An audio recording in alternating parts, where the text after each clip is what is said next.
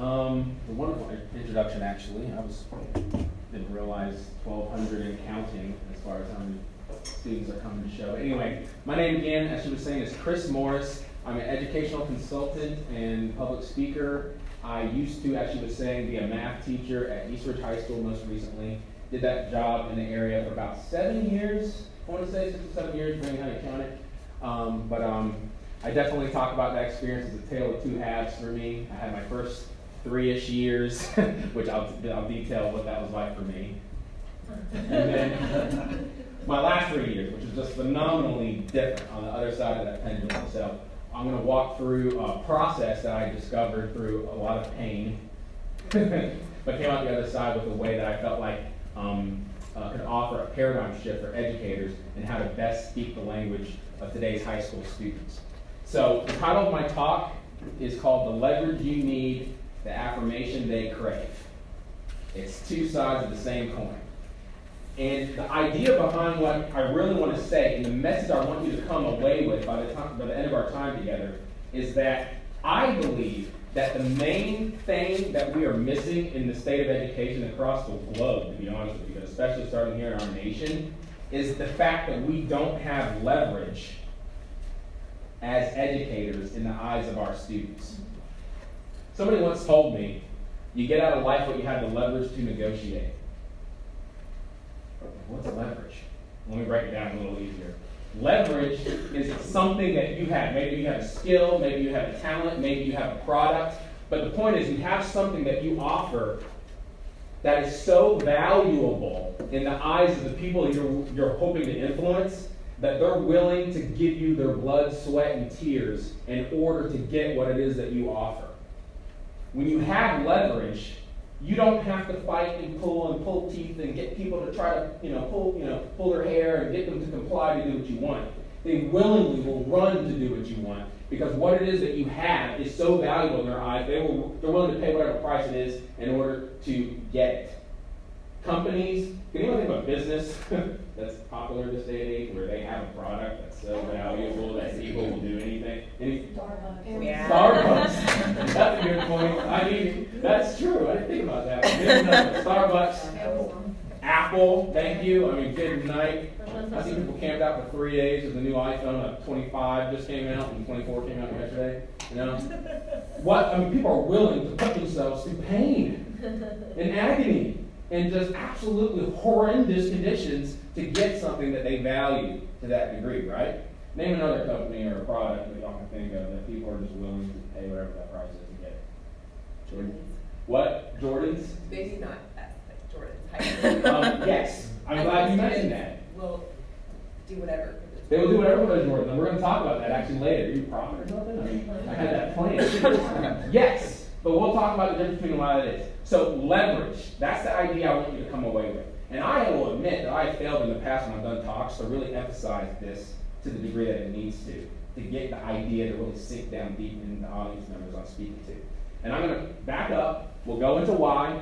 Everybody, if you don't, does everyone have a workbook that you should grab on the way in? Hopefully this is something that will be of value to you. If you look at the back, there is a section, not to cheat, because I don't want y'all looking before I'm ready. There's a section that says notes. There's 2 sections. One is blank, right sharp. That means right here in not white. Okay? Be politically correct. All right? The section says notes. This is free for you. This is just something we're just offering. You can just jot down if you think I said something of value, if you think I did. You can jot it down. You can keep this with you today. And then toward the front, when we get there, and I'll be honest, it's not going to be for a little bit, we're going to have a section where you're really going to go through some exercises that hopefully will help make the idea of leverage make more sense to you. It will stand out. There'll be some concepts that you'll walk away with that you probably never thought about before. But I think if you chew on it, you'll see its application in an educational setting and how it can be used to get the most out of the students. That's what we really want. We want to get the most out of our students. They talk about the metrics. They talk about the scores that have to get this way. Well, the only thing you can really do is get the most out of the people that you've been given. Right? And so we need to approach students in a way where they feel like they're going to be able to become a better version of themselves. these are some of the topics that we're going to get in today. So does that make sense? Is everyone with me okay on that? Is anyone confused? Okay. So I never worded it exactly like that before. So these are our key points of discussion. If you want to jot these down, hopefully I'll cover them all. If anyone feels like I didn't cover one of these topics that well or thoroughly, by the time we end, feel free to point that out to me, and I will do my best to try to clarify, or point you to Google, or you can look it up yourself or something. But I'll try. First thing is we're going to learn why having leverage with students is vital to achieve ideal results in today's high school settings. Really, having leverage is vital to achieve success, no matter if you're a company, a person working for yourself, but it definitely applies in education as well. We're also going to learn and understand why affirmation, not necessarily inspiration, but affirmation and the need for what's called an aspirational identity are your students' deepest desires. We'll define what aspirational identity is, and I'll walk you through some examples as well throughout the talk. Another thing we'll discuss is we'll learn how a better understanding of human brain's biology. Not so much psychology, but actually how the brain is structured and how you can use this information to better inform your approach to guiding student behavior. And lastly, we'll learn a little bit about my company, because I do own a company, that seeks to both leverage better behavior from students, but it uses affirmation in a specific way in order to do that and equip teachers to be able to get these kinds of results. So these are the four main things we're going to try to cover throughout our time here today. I think we're booked till 10:30. I'm not going to promise I'm going to stop before then, but I'll try. Hopefully you'll like it so much. I will be there. You'll be like, come on, keep going. And I'll be like, all right. Yeah, right. Okay, so let's start with, did everyone get that, by the way? Yep. I can email you something. Okay, so let's start with the topic, the obvious question, the elephant in the room, if you will. Maybe you don't feel safe to say and ask these questions depending on who you're with. But why is this job so hard? Because it is.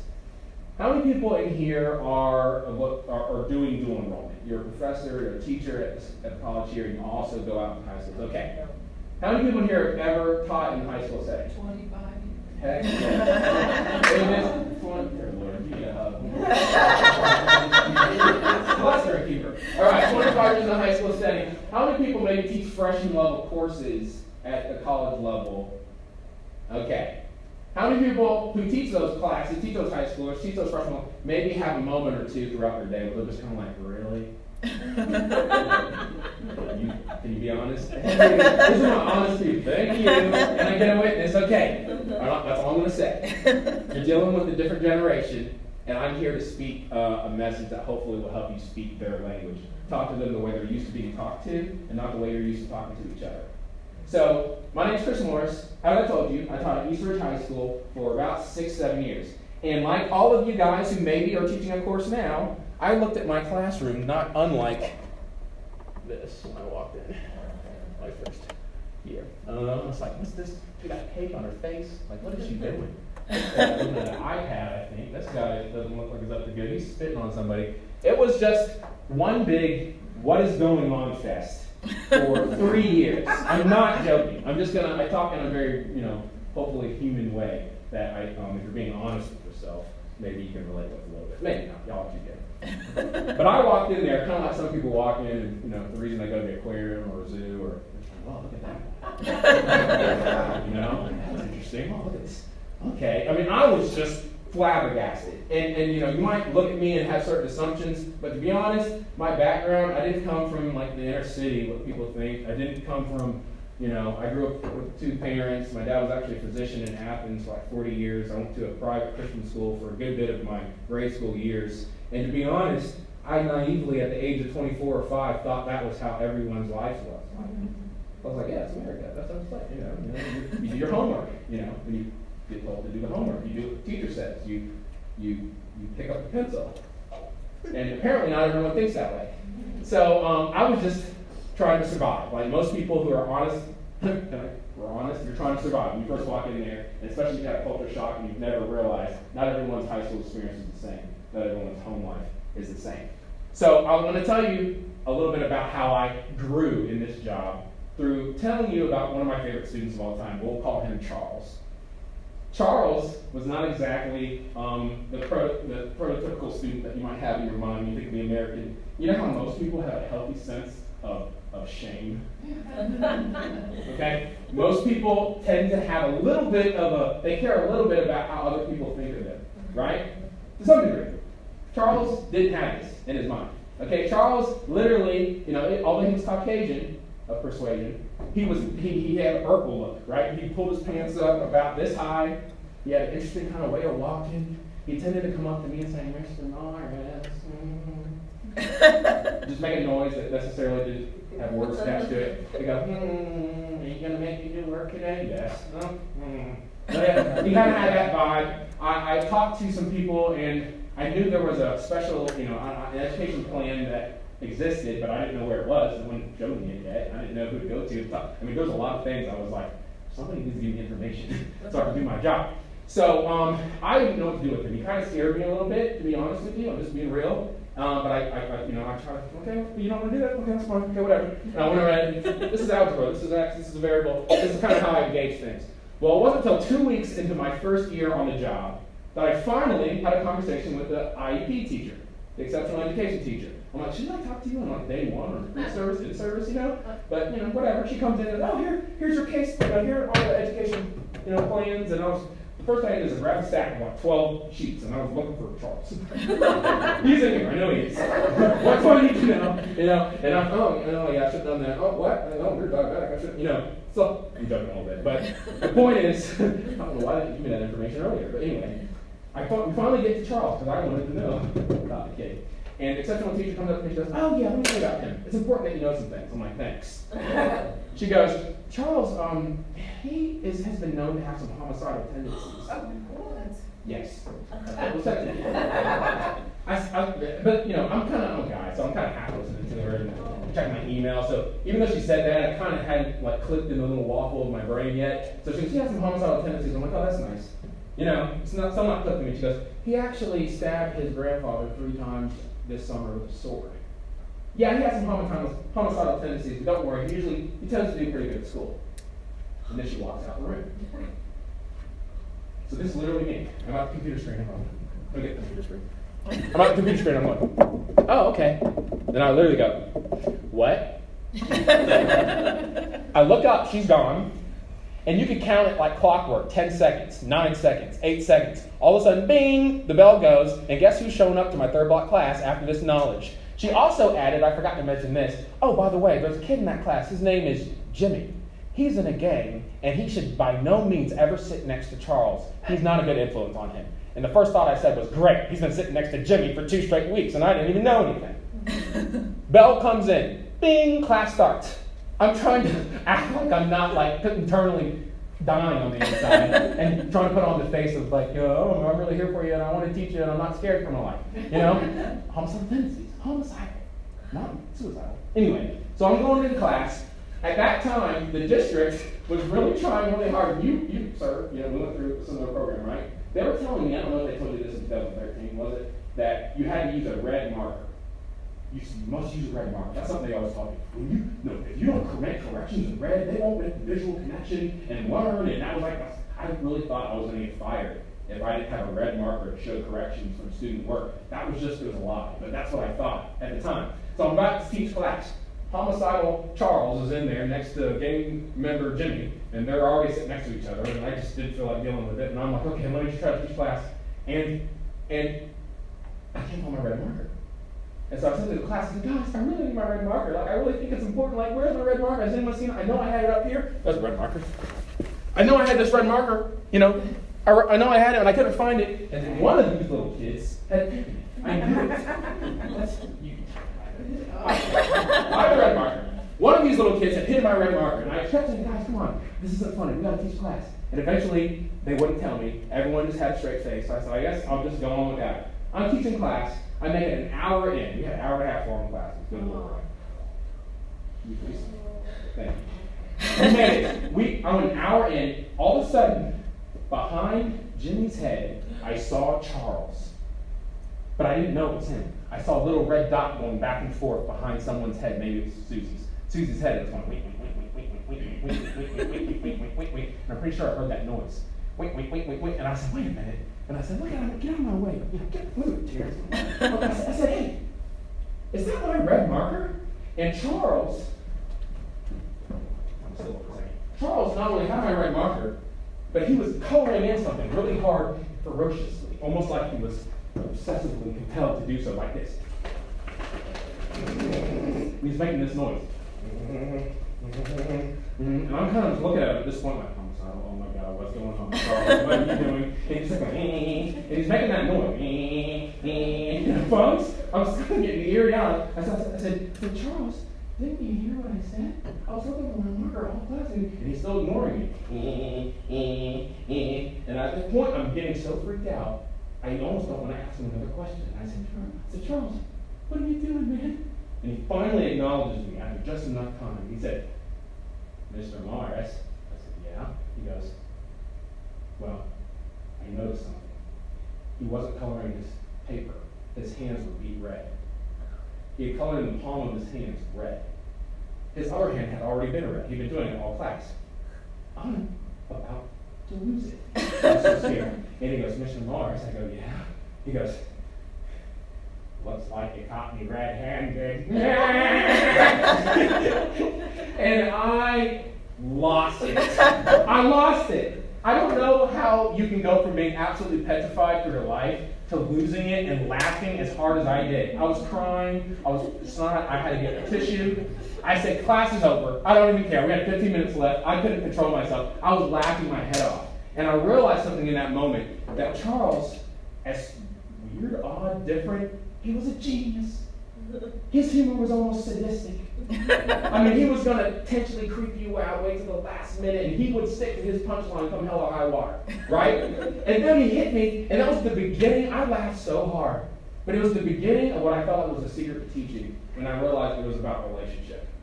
And something about him, he got me back of it. He just got me. And I understood the sense of his humor. I was still a little weirded out, but he usually did good at school. And I said, yeah, he usually does do good at school. So part of me believed that a little bit. So I tell you that story just to kind of warm you up to kind of my journey getting into education. I don't know if it really sticks to my point or not so much, but I wanted to bring it back for a minute for you to let you know that you kind of have to roll with the flow sometimes. It's about knowing the kid. It's about being there for them. You will notice something about them they bring to the table that is so unique and precious in a way, even if it's a little creepy and sadistic, that you can use in the classroom setting, and it just really kind of set the tone for my educational journey at that school.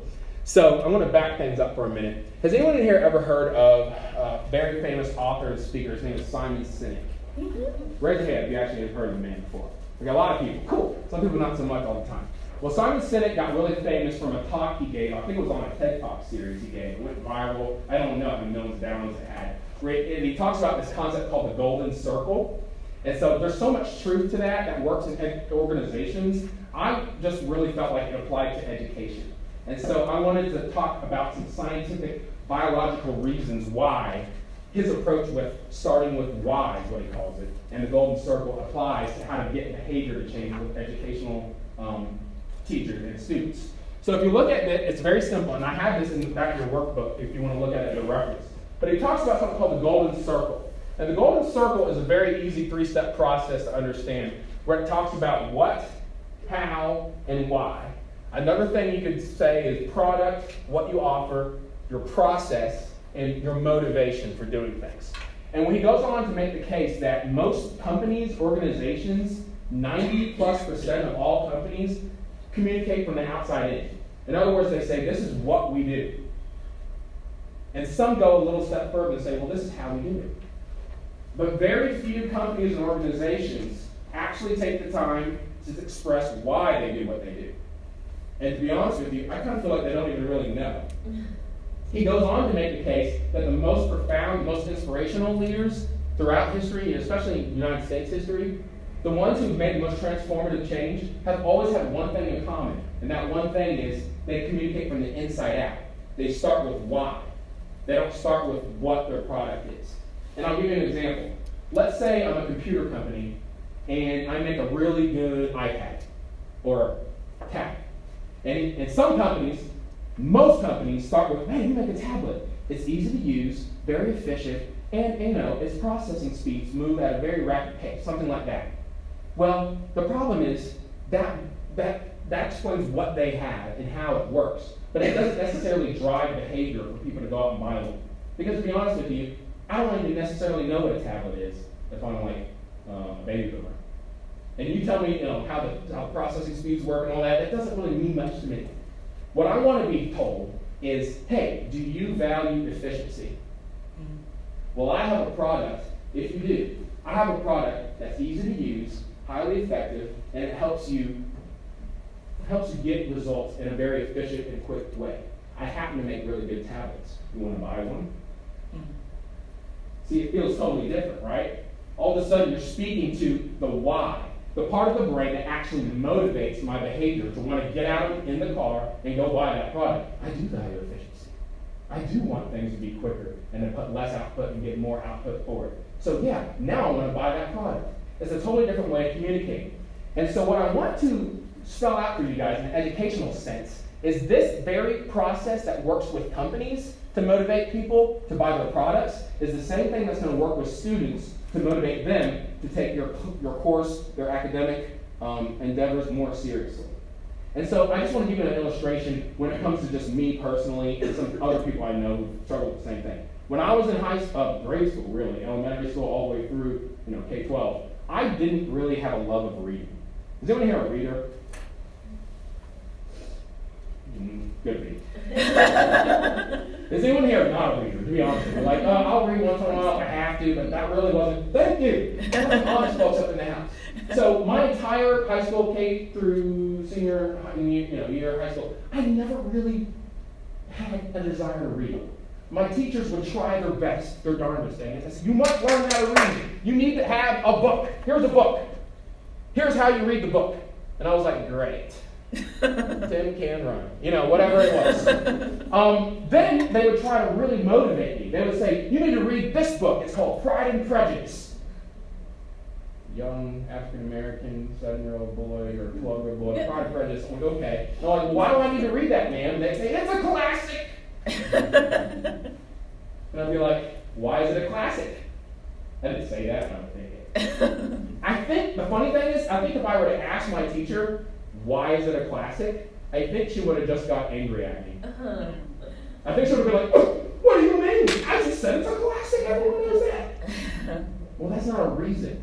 That's not a why. And the funny thing is, I think she would have got angry because I don't think she's ever really taken the time to think about why it's considered a classic. And because she hasn't taken the time to think about the why, she can't articulate it.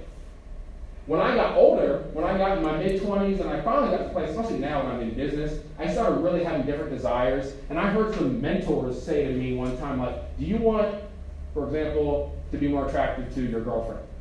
I'm like, yeah, I did. I heard questions like that. Or I heard, hey, do you want to grow your company? Do you want people to really form a relationship with you instead of getting, ignored all the time? And I'm like, yeah, I do. Good, then read a book.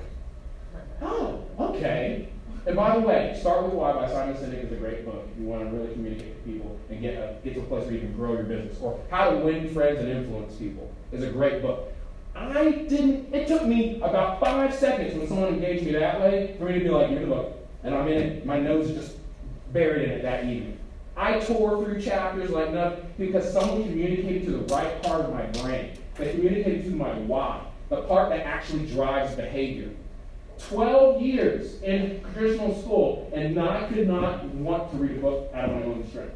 I would not, if I were to do the assignment, if it was a book report, and they compelled me to do it because I wanted the grade and they could threaten me, but I didn't have a desire to read like I did when I had someone approach me starting with the why.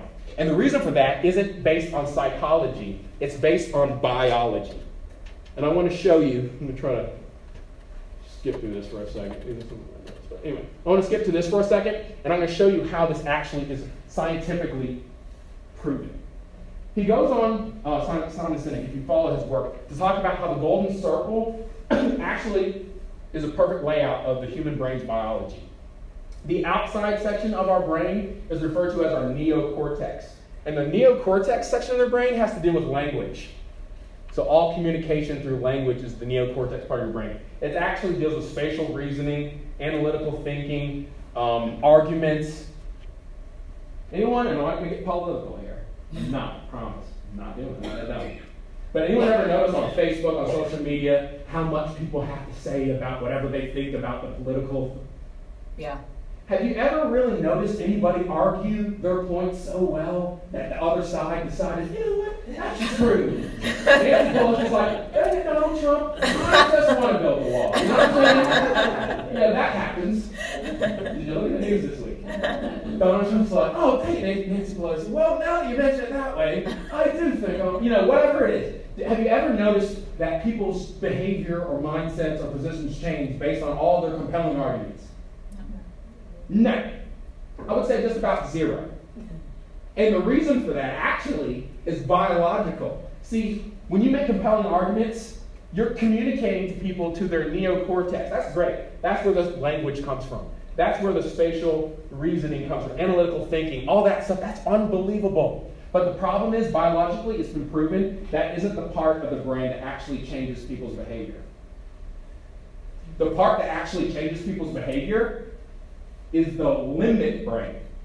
The limbic brain has no capacity whatsoever for language. Zero.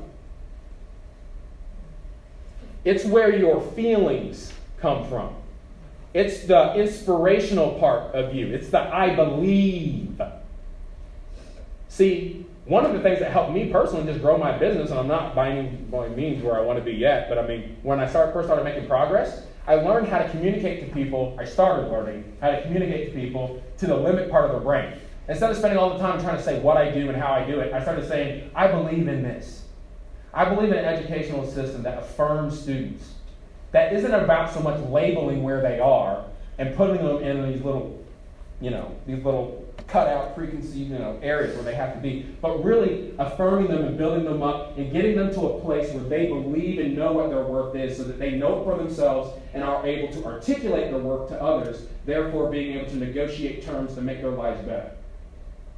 I believe in breathing life into people and building them up and empowering them to make informed decisions by themselves. I started speaking that, and you know what happened? The more I started speaking like that, I noticed the people who believed what I believed started coming to me. They're like, I believe that too, let's talk. I'm like, great, I've been trying to tell you what I do forever, but you wouldn't ever say boo to me. But now that I've communicated something that I believe and they are gravitating to people, you always gravitate to people who believe who you believe. That's why churches grow up. I believe that too, I believe that too. We're all together now, we all believe the same thing, That's why, the left, oh, we believe all the same thing. We gravitate to the right, oh, we believe the same thing. You gravitate to people who believe what you believe. That's the part of the brain that actually drives behavior. And when you speak to students, to their limbic brain, you can actually expect their behavior to change. You're not going to get results in education. We aren't going to get results in education if we keep speaking to the neocortex and expecting them to just automatically have the ability to go the direction we want them to go. You can give them every argument, you can lay out the facts and figures, you can give them the data. It's the same reason why they'll hear all that and they'll say, you know what, I know what you're saying is true, it makes perfect sense, but it just doesn't feel right for me. Yeah. I don't care how you feel, you want to get at it, right? But it's true, and we do the same thing. Don't get mad at the kids, we do the same thing. I have people that work for an insurance company trying to give me any life insurance or something like that, and they lay out all the reasons why it's wise for me to pay them the money, and it probably does make a lot of sense, but something inside me sometimes, depending on what I'm talking about, it just doesn't feel right, and I don't move, and they don't understand. They hit my neocortex with every tool they got, but they didn't speak to my limbic brain. It didn't drive my behavior. Show of hands if you're with me on what I'm saying so far. Okay? So this is a paradigm shift I'm trying to kind of walk you through. It's kind of my aim here. Hopefully I'm articulating that. So let me back up for a minute. As a business, my company is called Morrissey Model. Morrissey Model. I exist to help train and support teachers to communicate with students in a way where they can actually get the most out of them. Where I train them to teach and speak to the limbic part of the student's brain that actually will drive their behavior to change. That happens at a biological basis. But I do this with a why, a how, and a what myself. Why do I exist? I value a more efficient and productive education. Education that both edifies students and places less demand on teachers and students alike. How many people feel at times, you don't have to get in trouble, but a little bit stressed out with all the stuff that you're told that you have to do, and you feel like you're doing a ton of things kind of average and nothing really, really well?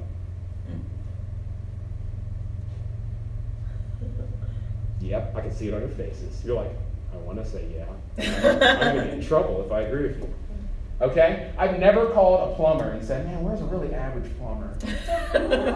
Let me see somebody who has 2.5 stars, who haven't leaked. As long as the pipes are leaking just a little bit, the mold won't get too bad. It's fine. Nobody does that. I only spend money on people who are the absolute best at the one thing that I need done. So I want a process that works so stinking well that it's going to get people to play ball with me.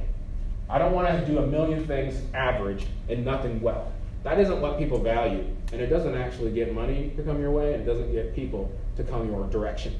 I also do this. How do I do this? I offer ways of communicating with students that innately create a desire to work harder and be the best version of themselves. And my what? It's Morrissey Character Awards and the Morrissey Model. I provide leverage for educators to get results, at the same time providing personal affirmation that students crave. And we're going to look at why they crave affirmation and what that looks like in a very unique way. So I'm going to go back to the relationship. Remember when I talked about relationship? Then Charles, who, he got me right-handed. Actually, one of my favorite kids ever. He's actually hilarious. Very interesting and odd, and I get it. But I learned how to appreciate him. So 3 years, I was at the job. I struggled. My first year, the summer break, thank God. My second year,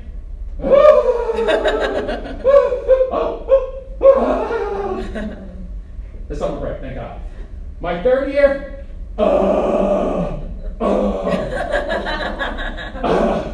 Indeed.com. Wait, maybe that's not what. Whatever. I can't do this anymore. My third year. It was a tipping point. I needed to know. And something about me, I just be honest, I don't force this on anyone, so please just hear me. Like, I am a Christian. That's where I come from. That's my belief system. So I believe, sometimes I'll stick with stuff when I don't want to, because I feel like somebody higher than me wants me to do it, and even if I don't want to.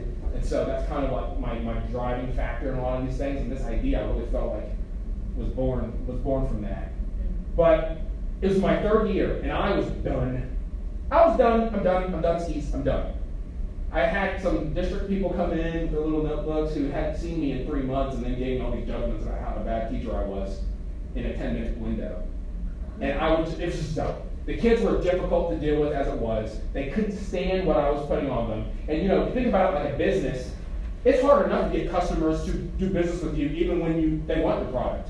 Because they're like, I don't know if I want to spend money though for it, but I want it. Educators are asked to force an unwanted product on customers who are diametrically opposed to receiving it. At least in a lot of schools. So we talk about how hard the job is. I was like, forget it.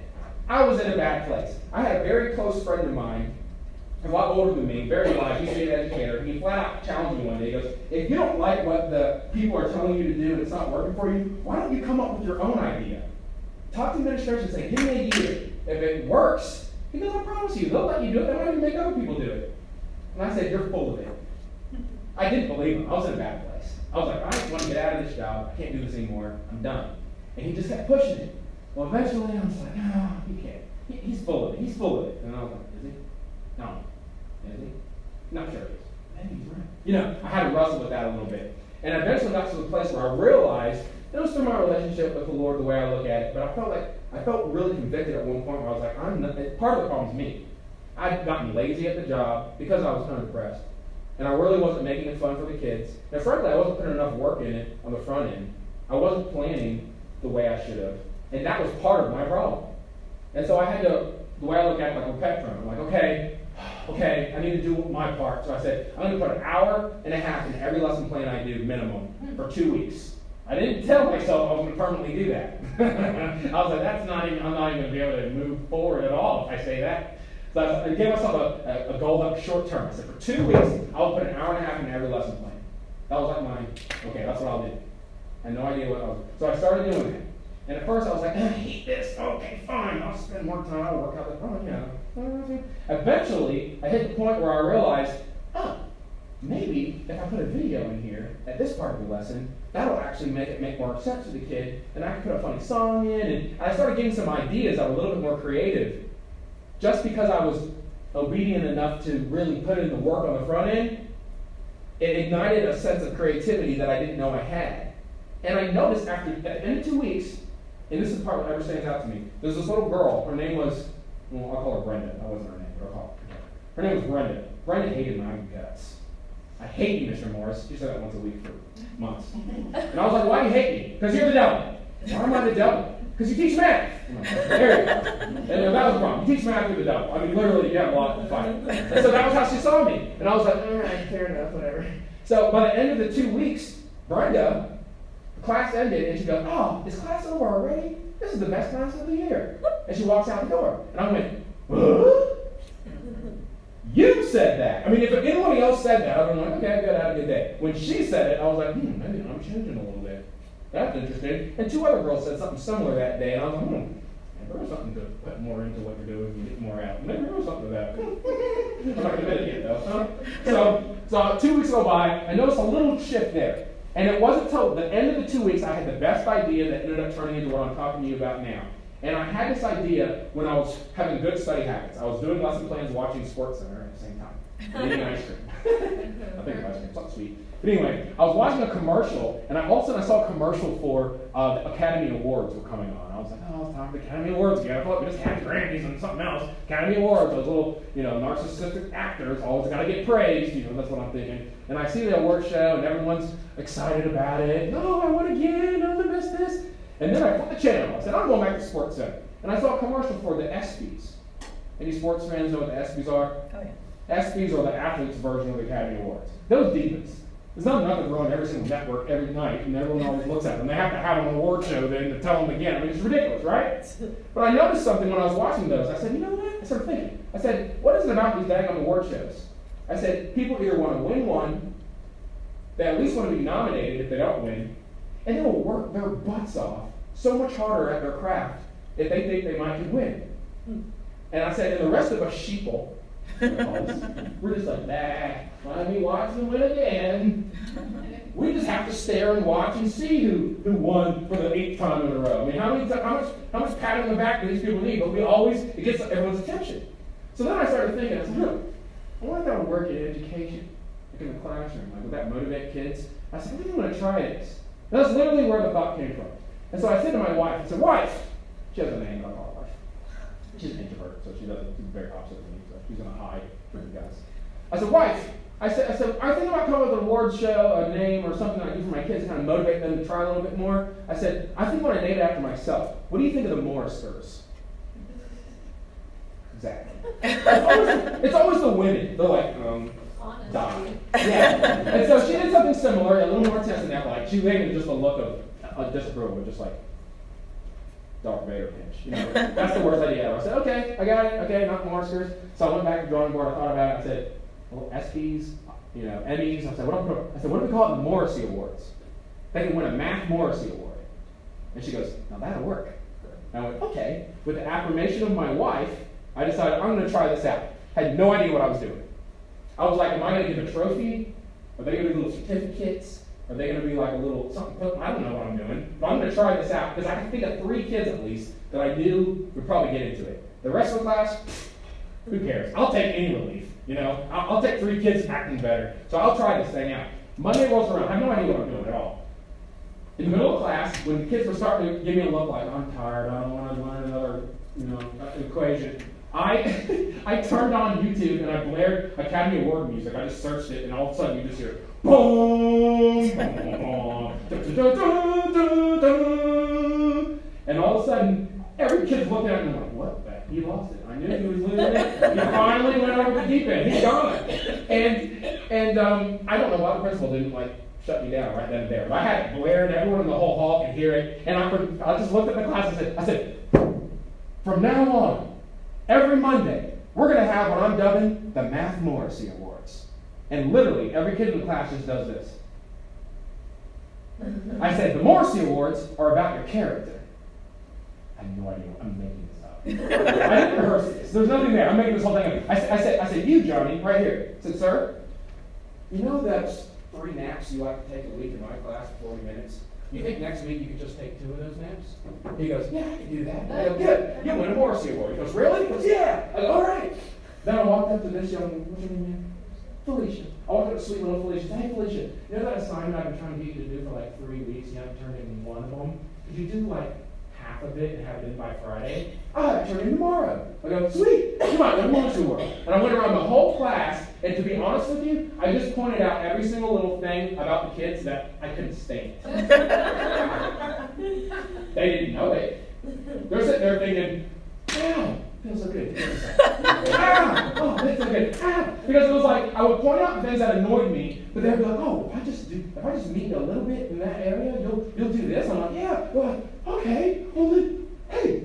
And they started telling me the stuff that they're going to do. And then I was sitting there going, are you serious? So I'm kind of like, oh, this is going better than I imagined, and I don't even know what I'm doing yet. So I just kept going with it. By the time you saw me at 3 minutes in, it ended. I said, look out, the Matt Morrissey Awards are coming to you. These are juniors in high school. A couple of seniors on the third rodeo, okay? 22 out of the 30 are standing up applauding by the time I'm done. And I literally, are you serious? I'm literally looking at him going, this is nonsense. Like, are you serious? That's all I'm thinking. And then I remember this kid, he stood up and goes, you're the one teacher of the year with that, Mr. Morris. This is awesome. And they, without any shame, were like, yes, give it to us, I want Morris. And I'm like, so inside I'm freaking out. On the outside I'm just keeping it straight, like, yeah, I meant to do that. This is a good idea. So I just tell myself, this is a good idea. Yeah, it's fun. So that was first period. So the third period comes up. I do the same pitch in the middle of class when it starts to get a little lull. Third period comes around. I do the same similar pitch. 20 out of 29 kids are standing up applauding. I don't think we're communicating with each other to do this. I don't think it's orchestrated. And I'm like, oh my God. Fourth period comes up. Same thing. Even more this time. I'm like, oh my God. I just kept doing that every single day. Like, well, that went really well. I'm not thinking much about this process whatsoever. So the day goes by, I tell my wife, hey, the Morrisseys, I don't know what they are, but they sure seem to have some demand. She's like, oh, okay, I'm glad for you, honey. Be quiet so I can do dinner. That was the conversation we had. The next day was where things got telling. And I tell you this to make a point, and we're going to bring it all into the why, the how, the what. We're going to bring it all together. Tuesday is a Monday. Tuesday, I still don't know what these are. I'm like, I got a week to figure out what a Morrissey is and then give it to them. In between classes, at the time, we had 5 minutes between classes. So that was when you go to the bathroom, you talk to your coworkers, and then you got to get ready to do it again. It wasn't much time. So I'm running to the bathroom, because I drink a lot of coffee anymore, Starbucks, right? I'm going to the bathroom, and then little Jennifer from first block taps me on the shoulder. And she goes, she's tapping me. I said, Jennifer, what are you doing? I'm like, I got to teach class. You already taught me today. She's like, Mr. Morris, I need to talk to you. And then I said, I better listen to her, because she never wants to talk to me ever. She hates me. I'm the devil. She's tapping me on the shoulder. I go, what is it? She goes, look, I want a Morrissey. What I got to do to get a Morrissey? And I go, oh, I forgot about it. I'm so one track. That was yesterday. I'm on it Tuesday, I'm not even thinking about Morrissey. I go, oh. I said, well, you could stop the gossiping behind Kimberly's head and causing all that drama like you do every single class. Why don't you go a whole day and I don't want to talk to her. She goes, no problem, done. And she walks away. And I went, that went well. No talking back, no renegotiation of terms, no, but can I? None of that. Just immediate compliance. I went, kept walking a little bit further, 5 more steps, and I got a tap on this shoulder.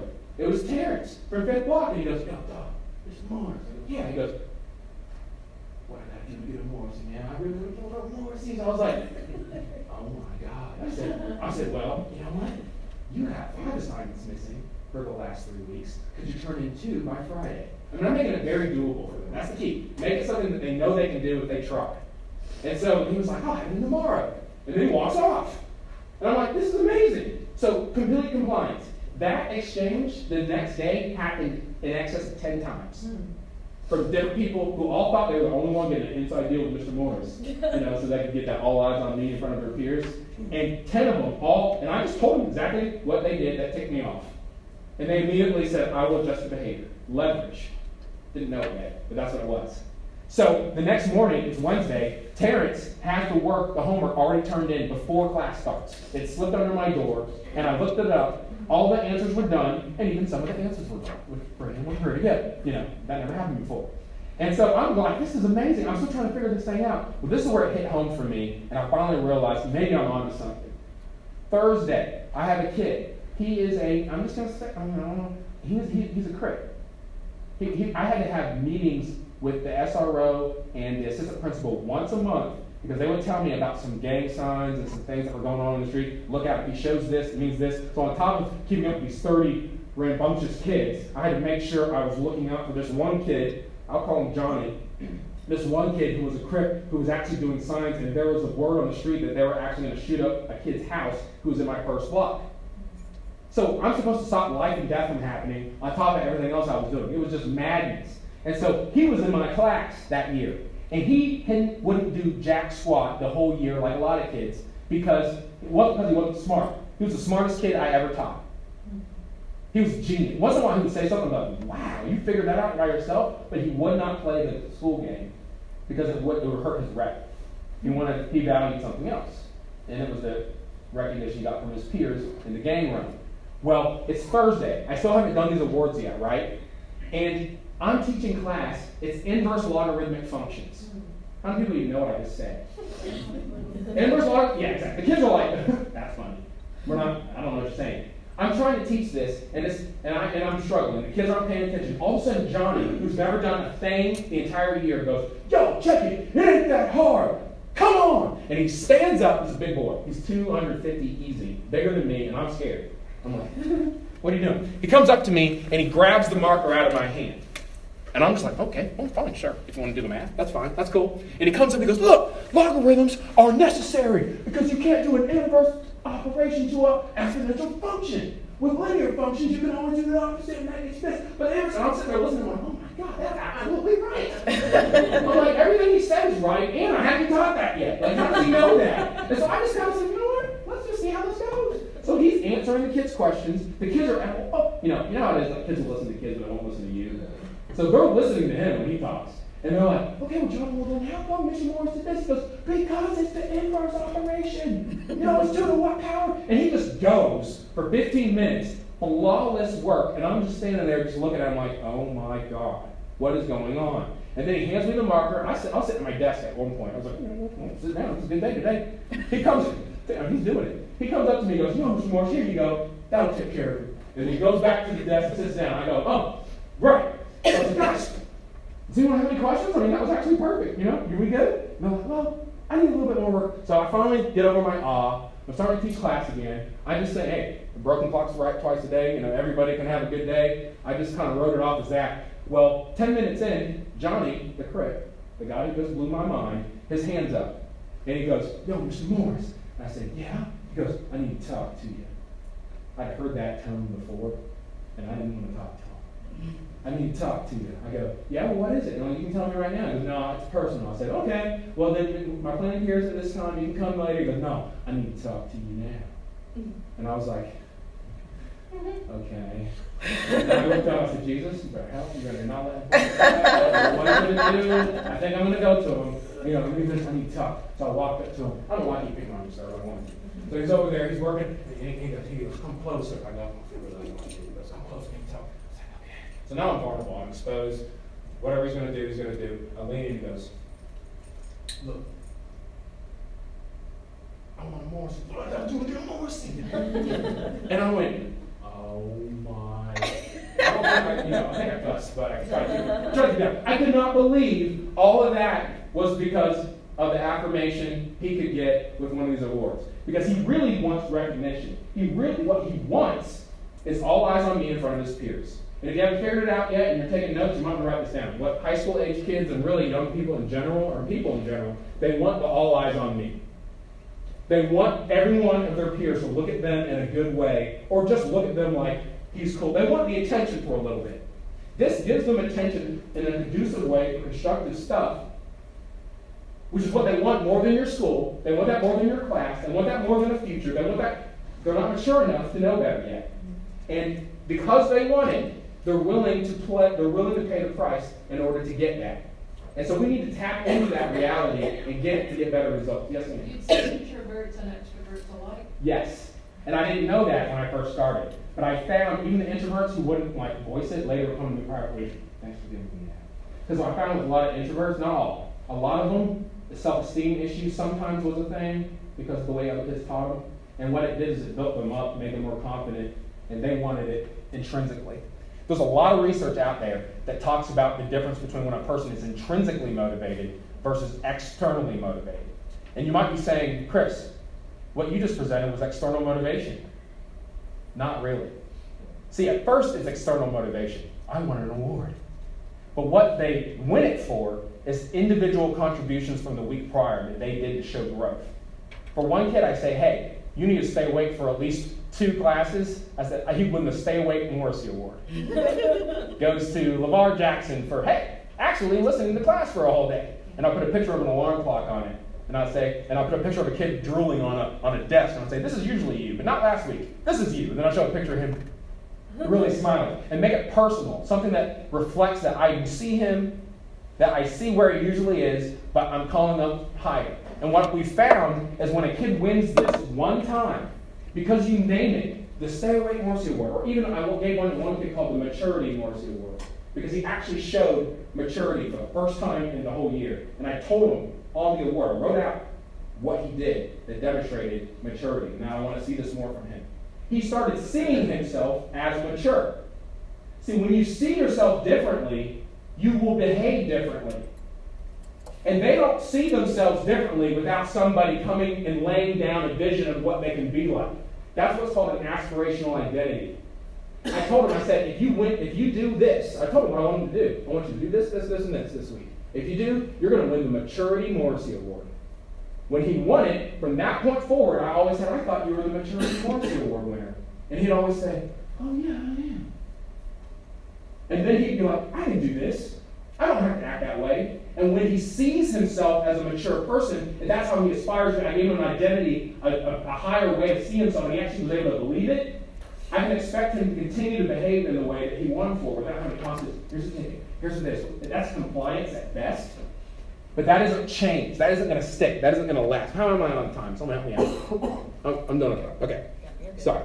Okay. So, I wanted to show you the example of this one so you guys aren't just hearing talk. You can actually look at a visual. And then we can take a little quick break to kind of like rest and stop hearing me before we get into the exercise. This is what his award looked like. And this is an example of the kinds of things I would do. At first when I did it, it didn't look that official. It was just a certificate. What? A certificate? Yes. It's because of what it represents. Don't tell me people aren't motivated because of paper. You got green stuff in your wallet? It doesn't do much for you practically, except for what it represents is valuable. Yes?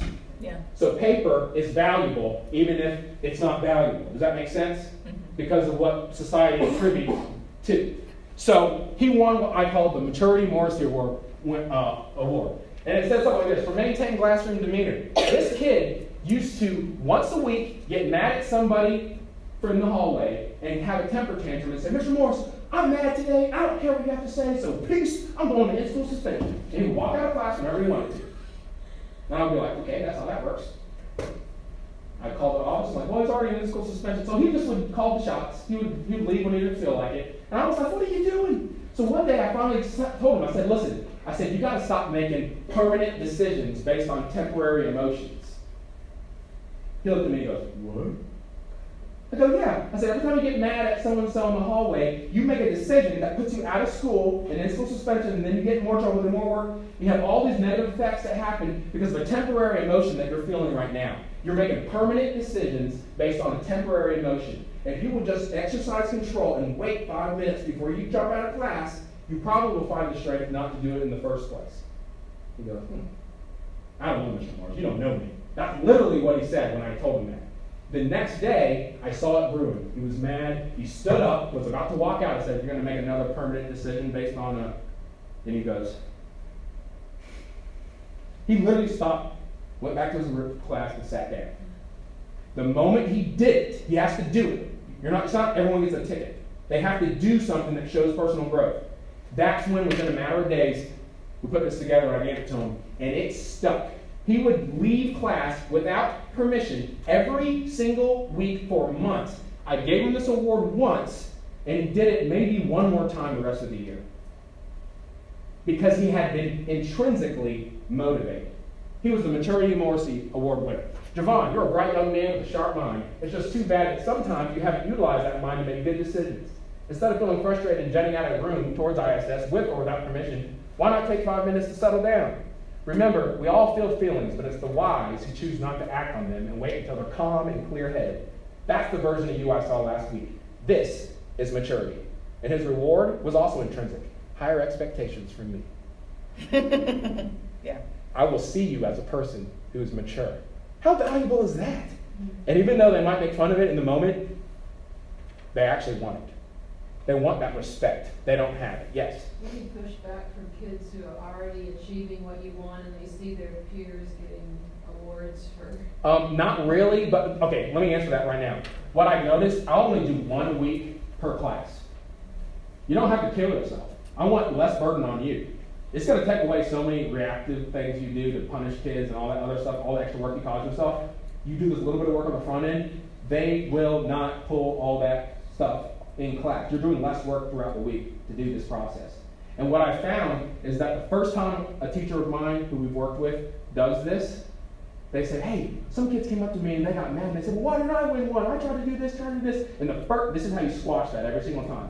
You tell the whole class, you say, listen, if you can't be happy for this person when they won and clap for them and cheer and celebrate them, why would any of us do it when it's your turn? And they go, Wow. oh. Because you have to start where they are. They're selfish. It starts there. They won't stay selfish, but you got to start where they are. So they're like, okay, I'll apply him because that means I'm going to apply it, right? That's how you have to talk to them. And so the kid up there feels good because he's getting applauded. It doesn't matter if they're doing it for selfish reasons. It still feels good. It's awesome, and it's a beautiful thing to see. Wow, everyone's celebrating that person. And then the next week when they win, they're like, oh man, I want to have that. And what happens is everybody, you leverage the whole class. And within doing it 2 weeks, we found with our clients, the entire room is giving you the best version of themselves. How valuable is it for someone who's in an inner city school, who's in a rough socioeconomic environment where things are going on, they have home lives that you would not understand if you wanted to, who act up like crazy, and they don't care what you know until they know that you care. I mean, it sounds cliche, but it's true. But when you do this, it teaches them what good character looks like. It doesn't just preach at them, be good, be honest, be persevering, and hang signs in the halls. Oh yeah, that's going to work. They don't even know what that looks like. So when you challenge them to do something that demonstrates a character trait of growth, you then affirm it. Everyone sees it, and the power of this is huge because not only do you understand something good about the kid that as a teacher you normally wouldn't, and you start to see them better, and then they see it in your eyes and they like you more. But they see good that they can't see in themselves. And so they realize it's worth trying. And everybody in the room sees the good that you see, that they now see. So everybody is looking at each other with rosy glasses, like a mama who just can't see how messed up her kid is. You know? But and the whole climate is conducive to learning. And I don't have to deal with all the other little things.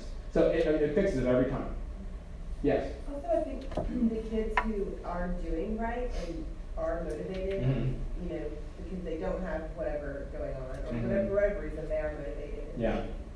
Getting an A for them and getting, like, they're already getting Right. affirmations from Right. everybody. Right. Everywhere, you know, and Right. so I think for those kids, they're so irritated that this kid beside them will not do right because they Yeah. want to learn and they're already getting that. Mm-hmm. That they see when they see these other kids start acting right, you know, they appreciate that because they're Absolutely. not being annoyed. Improved environment is Yeah. Yeah, rewarding thank you for outcome. saying that, because that's something I sometimes miss in the moment, but it actually is true. And just because they're already a good student doesn't mean you should still not acknowledge it from time to time. Thanks for always being the kind of person who does what I ask you no matter how everyone else is acting. Or maybe I've done some with kids who are the smart kids who are disciplined and motivated, but I just want to teach them something. I said, now we're going to work on humility.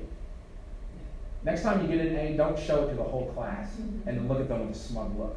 Have something called grace on humility. And they're like, what is that? You know? And then it just makes them, you know, I like somebody who's maybe good at what they do, but doesn't act like they're good at what they do. You know what I'm saying? And there's value to that. It helps with your relationships in the workplace.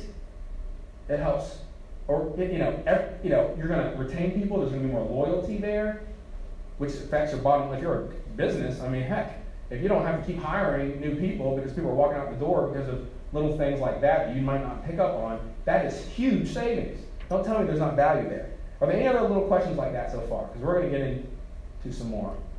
I've been talking a lot. Oh, yeah. How late into the semester do you wait to introduce the courses? Because I feel like you really have to know your students pretty well. Yeah, great question. And because of experience, anytime you daggone want to. I would say don't wait till the last 4 weeks of school. But to be honest, when I tried this idea, because I was just trying stuff, there was only 2 months left in the school year. 2 months. So most of the year was just a colossal failure in my mind, But I was like, I'm going to try this. And the cool thing about kids is even when you mess up, you get back up on the horse and they forget really fast. They don't have any long-term memory. They just kind of remember what happened in the last 5 seconds. So we unveiled this concept, and then it went well. People really appreciated it. Then when they saw the first one, they were like, hey, it just made people want it that much more. See, the more somebody wants what you have, the more willing they are to make concessions in your direction. It's going to start selfish, but it intrinsically shapes them to where they see the value in being that kind of person, and then they don't even care about the award. Any other questions along those lines? Because I could tell a story today. Y'all tired? I need a break? 5 minutes? Get some water? Anyone want a break? Show of hands. I don't know. You need a quick break. Okay, we'll take 5 minutes. Go run out, set the clock, come back, and I won't talk at you as much. I'm going to get y'all involved a little bit more. Is that fair? Awesome. So we're going to go ahead and get started. If you have your book, go ahead and get it open to the first page. I'm going to have to try to move this along in ways because I'm sorry, the clock got me. Before we get into it, I do want to quickly show you, these are a couple different ones I did for different people. So it can look totally different. This person, talking about introverts, had low self-esteem. I actually had a conversation with her mom, and he told me that her dad had recently died. She was a bit overweight, and she was really insecure about that. Just some things like the parent told me. So I just wanted to build her up. So we called it the Worth and Value Award. And later, we found that some of these awards were actually helping deal with the suicide epidemic that was going on at the school, where I had a girl come up to me after winning one who literally said, how did you know? Your timing's crazy. I said, it ain't my timing. What are you talking about? And she goes, I was going to commit suicide. And I was having those thoughts, and I won today. And it just took me out of that space. Like how deep of an impact we're talking, you can't even measure just with numbers. And so I just wanted to point that out as an example. This is another one, a girl who just zones out all the time. You start talking 5 minutes, and she's like, and she knows it about herself. It's like, you zoned out again. She's like, sorry, Mr. Morse, thanks. And so I put, I love zoning out picture on it, because she finally focused for like 30 minutes without spacing out, and it was kind of a joke. She took, when you know the kids more, you know what you can joke around with them and what you can't, because it's a relationship. It went so well for me that we ended up doing school-wide, and we actually got them on a billboard. We worked out a deal where it only cost like $150 because it was a public service announcement. And so some of the kids who showed the most growth got on a billboard, and that made them want to behave even that much more, because they're like, oh my God, like I'll actually be, the whole community will see me. And that was awesome to see happen. That kind of just happened through just walking some things out. And there's more elements to it. I talk to teachers how to get into social media. I'll put up videos where like, hey, there's a test tomorrow, Merry Christmas. Here's what you need to go over. And it'll pop up on their news feeds the day before a test to remind them. And I can't tell you how many kids were like, if you didn't put that on the Facebook page, I would not have done that work yesterday, Mr. Morris. Thanks. They don't have dads or moms necessarily who stay on them about stuff like we did when we were growing up. And so you can use the technology available through a very easy process to actually kind of come alongside the parent and do their job without much burden. I was on a date with my wife. I said, hey guys, don't forget there's a test tomorrow. Look at these notes, blah, blah, blah, hit post. Went to every kid's cell phone in my classroom. They could see where their awards were. They could celebrate each other. And I did stuff like, if you say something good about one of the kids who won, I might give you extra credit bonus on this week's quiz. Little stuff like that to encourage. So I want to show you what I do now, and then we'll get into this. So now I actually make custom awards that are branded after teachers. This teacher, I think it was at East Ridge one at the time, but he loved outdoors, he loved Tennessee football, and so we ended up just calling it simply the Davy Award for outstanding. And I literally created this that I hope, the idea is to think more like a business and less like an educator. Businesses brand themselves in the minds of customers because they know if you know, like, and trust their brand, you're going to be more willing to do business with them. Teachers who know, like, trust, had that dynamic with their students, the research says the students are going to perform better when they know, like, trust you. So I literally brand you, and they start to look at you like, not like Mr. Morris, but you're the Morrissey Award. You're the Morrissey teacher. Like I had this brand appeal that immediately made them like me more and less likely to cuss me out, which is nice. This is an example. This one teacher loves Toy Story. So we really wanted to capture, she had all this like Buzz and Woody stuff in her classroom, and so we called it the Infinity and Beyond Award, and we did a little play off. We got awards, you'll see. We got awards, I can't sing. When road looks rough ahead, you're miles away from the A you dread, just remember what your old teacher said. We got awards, you'll see. And so it plays, and the music comes in. Music is limbic. It teaches to your feelings. It drives behavior. Immediately when they hear the music to the award, a lot of times they'll shape their behavior without even having to see it. You can play it randomly. Limbic, speak to that part of the brain. And so her award kind of looked like that. I did another one with this, you might have heard about them. They have a bus called The Passage. They drive and they turn it into a mobile classroom. And they drive into the community in this town. Yeah. We did an award for them. They came on our podcast that we were doing at the time. And so I, as a thank you, I made this for them. But anyway, it's called the Magic Red Bus Award. And the graphic actually looks like them to a degree. This one was actually really funny. She loves X-Men. And her last name is Dr. Kendricks. They would call it Professor Kendricks Award. And the kids knew she liked X-Men, so it had an appeal with them. But it's whatever makes the student think about the best parts of their teacher that they like. It has a little bit of an appeal factor. So anyway, just wanted to show you some of those. This one's really silly. This guy had a big beard, and instead of he's sexy and he knows it, he just wanted you to know, basically, when we put it together, I'm beard man.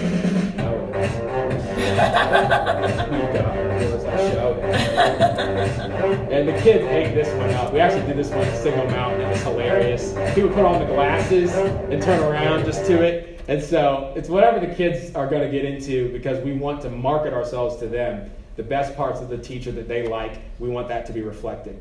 So get out your book for a minute. I want to show you, if you would flip the first couple pages for the sake of time. You can do the other, I'm going to show you real fast. You can do the first two parts by yourself, and you can keep this. But there's one that says aspirational identity. I want you to look at that real quickly. And I'm going to show you a short video clip and have you fill that out in our time together. I'll stay late for those who have specific questions. It's a short clip. I want it to get you to think. You will not believe all the reports of violence that broke out when people rushed to get the newest pair of Air Jordans. A crowd busted through this door in Indiana. And remember, as you're watching these pictures, this is all over shoes. A few people got trampled. Doors were ripped right off their hinges. The Air Jordan Retro shoes just went on sale early Friday morning. Since I was a kid, I've been, working hard just to come up here early in the morning just to wait in line to get these shoes. I was the first person out of everybody that was out here to get these right here. How many pairs of Air Jordans do you have? I have about 9 pair of Air Jordans, but it does not matter about those. It matters about these right here. This was the scene in Kansas City where people were sprinting through the halls. But that's nothing compared to the small in the Seattle area where people use pepper spray to break up a crowd that was pushing and shoving. I got burnt, man. Look, it came all over my face. My mouth is on fire. My eye, look. I can't even, if I lick my lips, my mouth will burn. It was just too hostile, too dangerous. So some pepper spray was used because that definitely gets people's attention. Part of the problem is that each store has a limited amount of about 150 pairs, and each pair costs about $180, but they resell on eBay for almost $500. People in Georgia say one mom even left her 2- and 5-year-old children in her car while she went shopping. And officers arrested 3 other people for breaking down the mall door during all the chaos. A rep for Nike told USA Today that the company is concerned by the violence and urges everyone to be respectful and safe. Okay, so get out the part that says aspirational identity, because that's what I want y'all to have an understanding on before you walk out of here and hopefully come away with something of value for practice. The question's quite simple, and I'll move it along here. Where is it? Sorry.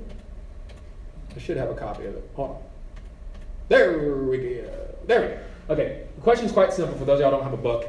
What are the intangible benefits associated with the product that you saw being offered in the video? I want y'all to take 2 minutes, brainstorm what you think the customers are really wanting from the product that's being offered, that they're rushing the store to get. And then at the bottom where it says your decision, that's the one thing that you, after you brainstorm what you think the possibilities are, choose one thing that you think they really deeply are seeking for from getting that and attaining that product.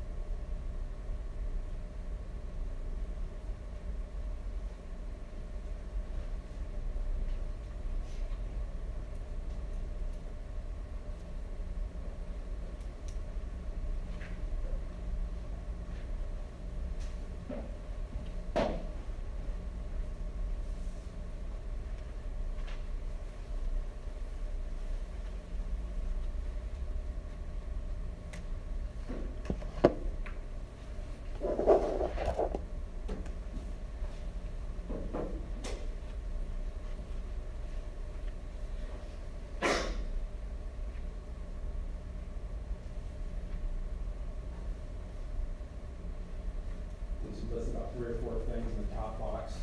Choose one from that top box to put in your decision.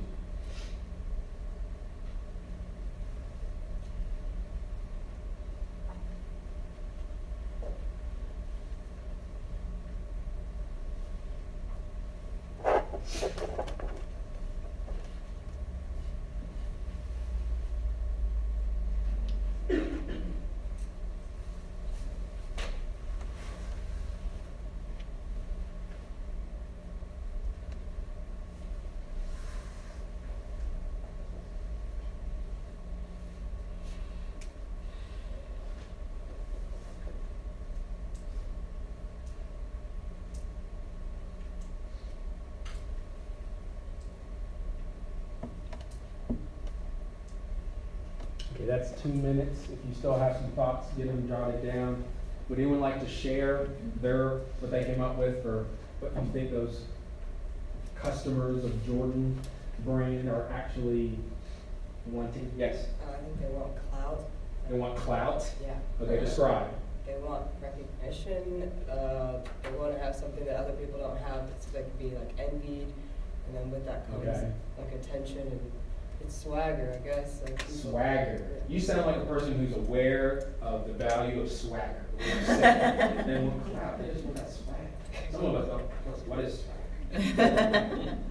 They want that all. They want respect. Could you say that? I won't take anyone else's answer. What's something somebody else got? What the people really want from that product being offered? Why they're willing to spend the night and rush the store and break and get punched in the face. Status, same thing. Prestige. Status, prestige, right? Did anyone put a shoe? No. Just a test. Okay. Yeah. Yeah. Well, another thing that I had, I think it goes along with the status, but it also was a game to win. It was competition. Ooh, that's not bad. And Come over here and write some of this. you win the game because you're smarter or faster or got there earlier. So there's a way to feel better about yourself for winning. Okay. So in a sense, it gives them a higher sense of self-esteem. They won a validation, maybe. We put that. Anybody else have something else? Maybe one, a few more? Trophy. It's like a trophy. Said that. You did. Trophy. Yeah. So no one put shoe. Interesting. Thought somebody would. Yeah. So I mean, that product, technically speaking, isn't more valuable than probably some shoes being offered down at the local Walmart. Maybe a little bit more valuable than that. But why are they wanting to pay $200, $300? Sometimes I've heard up to $500 for that particular brand, where there's many companies, numerous ones. There's no shortage. It probably only costs them a few dollars to make, to be honest with you, the company. Yet people are still willing to pay that kind of a price. Concessions in Jordan's direction. Why? Why does it give you clout? Why does it give you validation? Why do they see it as a trophy? Yeah. It's in music and media that they talk about these shoes, they talk about swag, and that's kind of like what's portrayed as important in media. Media has branded that in their minds, right? They've been sold that that is something of value. Yes? Their peers value it. Their peers value it. You know why I value them and never got a chance to have one? I went to college and long and not paid the price. She didn't value it. I just wanted, when I put them on, I told myself, I'm the man. I'm the man when I'm wearing this. I feel better about myself. I mean, you don't got like this. That's what they want. And because of that, it's not even, are they being ripped off? That's my next question, do you think? The women are saying yes. You got the feeling you wanted. Did you get what you wanted? Yeah. So, there's no right or wrong answer to that, really. A lot of people, my wife will say, yeah, they're getting ripped off, idiots. And I'm going to say, well, maybe they're not. Are they getting some benefit in their social status from that? Is it worth it to them? Yes, it was. That's the question. A lot of products offer an aspirational identity, like Rolex watches. Some people pay $40,000 for that. It's no better than a lot of watches that you can spend $100 on. Because be the kind of person who wears a lot. You represent success. That's what they market themselves as. That's the why they market themselves as. So what I'm saying is, an aspirational identity is very powerful in the minds of people who value what you have laid out before them. So I wanted to give you a definition. Write this down, please, please, please, as a takeaway before we run out of time together. Aspirational identity is best defined simply as this: the opportunity to become a better version of oneself. That's my definition. So in your practice as educators, the question really is, are you offering and presenting something? Are you doing things in such a way where you're putting your students in a position where they can actually become a better version of themselves? Because you're just walking in there saying, here's my subject, that's my what. Here's how you do my subject. Here's how you use a variable, that's my how. That isn't putting them in a position to be a better version of themselves. They don't even know why. I can't tell you when someone says, why are we learning this? You need to have something else that you're presenting before them that's putting them in a position where they have to strive to be better and want to be better and feel like they can attain it. That is what I mean by aspirational identity. And the next thing I just have up there is the same question. Am I offering my students the opportunity to become a better version of themselves? It's a question that you have to answer. I think what we can do for teachers, and we try to help you be the hero for the kids in your classroom, that we can help support that vision to offer something that will help you put yourself in a position to get them to be better versions of themselves. We believe that we can help you do just that. Love to talk to you about it. And so the question I have here, and for the sake of time, I'm not going to go through it now because the clock lied to me. But it says, what do they want? This is something I want you to do kind of as homework. Maybe you're interested in talking to me further. I'd love to do that. I have a sign-up sheet where you can get on our email list that's on the way out the door. Please reach out to us, morrisseymodel.com. I have a business card. I'd love to have a second conversation with you, and I'm going to do an event online that you can do for free to talk a little bit more about these things and answer some questions. So if you don't want to marry me, you can date me a little bit. It'd be nice. I'm a gentleman. But it basically asks you those questions and makes you get introspective about, are you offering something? What are your students really looking for? Because I guarantee you it's probably not to learn your math course or to learn your, there you go, verbal response. It's probably not the intro to engineering. That's not really what they want. They might be doing it because they have to get something else that they want. So for you to get the best out of them, to get the results that we really need to see in society, there has to be something else brought to the table. And so the aspirational identity is a great way. They crave it. I cannot tell you the kids who skipped PE, who did extra tutoring, I couldn't believe what kids were starting to do. They had a line of kids out the door when I was doing this. They would literally say, what do I need to do to win one? What do I need to do to win one? What do I need to do to win one? I had one kid who was an English student, had failed it the year prior, leading his class in grade point average the year after, and was absolutely taking off. It was the funnest thing ever. And the cool thing is I noticed it. So this is the definition. You can take a picture or you can write it in notes. But this is important. I want to nail this home. To the degree that a person wants what you offer is the degree that this person will be willing to make concessions in your direction. I'll say it one more time. To the degree that a person wants what you offer, it could be an award, working with us, the RAT concept. It could be something else. That is the degree that a person will be willing to make concessions in your direction. It's another way of saying you get out of life what you have the leverage to negotiate. One of my best friends in high school signed a contract for $1.8 million out of college, and he didn't think he was that much smarter than I was. Unfortunately for me, or fortunately for him, I should say, is that jealousy? His arm threw it 95 miles an hour in the baseball field. For some reason, society really wants to see that. So they're willing to fork up astronomical amounts of money just to look at it. So that afforded him leverage that he could negotiate to get to be set for life with a stroke of a pen. You get out of life what you had the leverage to negotiate. If you don't have leverage, oh, by the way, teachers don't have leverage. If you write the kid up too much, you're going to be called to your administrator, said you don't have classroom management, you're on a personal improvement plan. If you do write them, if you don't write them up, they'll run all over you and you'll probably quit. You need leverage, actually. But it's not just about leverage. It's so much deeper than that. When you can communicate to a person with what I call a personal transaction of care, my term, I'll sue you if you steal it. Let me go back there. Is it there? Where is it? I had it. There it is. Personal transaction of care. Think like a bank. I can have $1 million in SunTrust. If I go to BB&T and I say I need to get $1,000 withdrawn, they're going to tell me you can't withdraw from an account in which you haven't first made a deposit. Hasn't hit something out yet. You can't make a withdrawal from an account in which you haven't first made a deposit. Doesn't matter how much money you have in SunTrust, there's no account with BB&T, you can't get any money out of it. You can't get anything out of them. With kids, it's no different. You have to do what I call a personal transaction of care with each one. I think our product is a great way to do a personal transaction of care. When they see that, just the fact that you took the time to do that, you're communicating to them, wow, he actually does care about me. And you're gonna have their ear a little bit more. Your words will carry weight because talk is cheap. So the question I also want to leave with you is, what are you going to start doing to earn the right? You will have earned the right to say what it is you need to say to your students, to your coworkers, to your employees. Because if you're not doing something to demonstrate a personal transaction of care with them, if you have deposited love into them, why should they respect you? They're not going to give you anything back.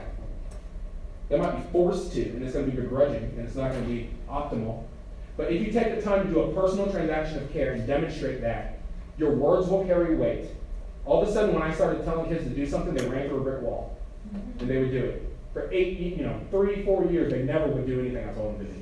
I don't care what you have to say. All of a sudden, I was like, hey, go down there. There's an opportunity down at Chat State. You want to check it out? I'm there. Where do you want me to go? I'm like, wow, you're actually going to do it? Yeah, no problem. You're missing Morris. I'm like, really? Because I was a piece of 2 years ago. Because I had done a personal transaction of care, I was qualified to say things to them that, frankly, others couldn't. And I'll be honest, at times I said some tough stuff to some kids, and I thought I was in trouble. I was like, I'm going to get in trouble on that one. Their parents going to call me, you can't say that to my kid. You know what happened? Nobody called me. I didn't get in trouble. I said, what in the world happened? My buddy said, you earned the right to say that to them. And that's the difference. And I said to myself, what did I do that was different to earn the right? Oh, I had a personal transaction of care that had happened, that had occurred. And guess what? They allowed me to say something to them that they needed to hear, that frankly, not just anybody come up and tell me, like, hey, your breath stinks.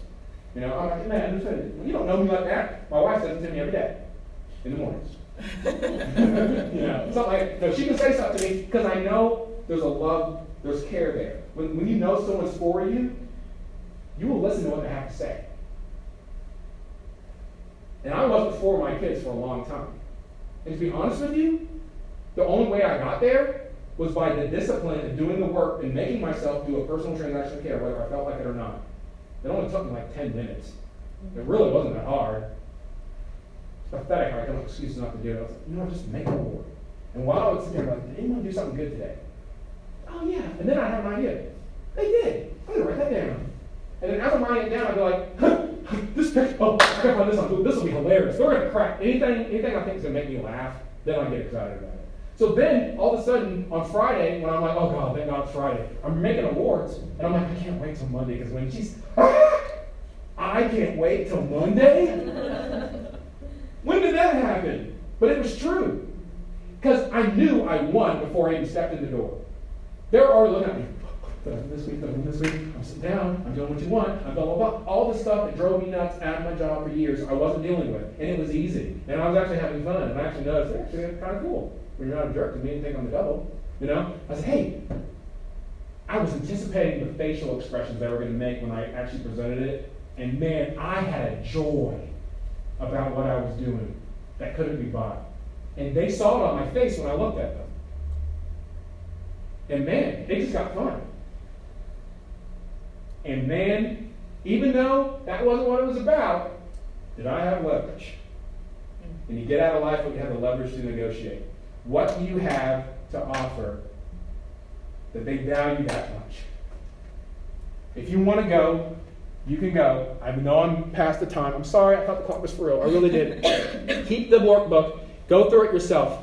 I have my business card. I would love to have a talk with you if you're interested in talking further. I'm going to do a video conference. I'll use something called Zoom if you know about it. Zoom, you can download it. I'll send you via email if you want to have a video chat with me. It'll be complimentary, and I'm going to give you a little bit more nuance into the science of the process if you're interested in that, or just answer some questions that you might have.